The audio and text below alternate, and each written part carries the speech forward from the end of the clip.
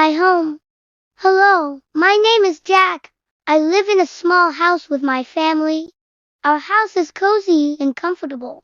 Our house has 2 bedrooms, a kitchen, a living room, and a bathroom. My bedroom is my favorite place in the house. It has a big window, a bed, a desk, and a bookshelf.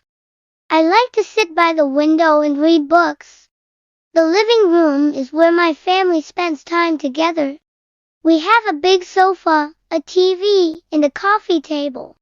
We often watch movies and play board games in the living room. The kitchen is where my mom cooks delicious meals. There is a stove, a refrigerator, and a sink. We have a small dining table in the kitchen where we eat our meals. The bathroom is small but very clean. It has a shower, a sink, and a toilet. I always make sure to keep it tidy. We also have a small garden outside. There are some flowers and a big tree in our garden. My dad likes to sit under the tree and read the newspaper.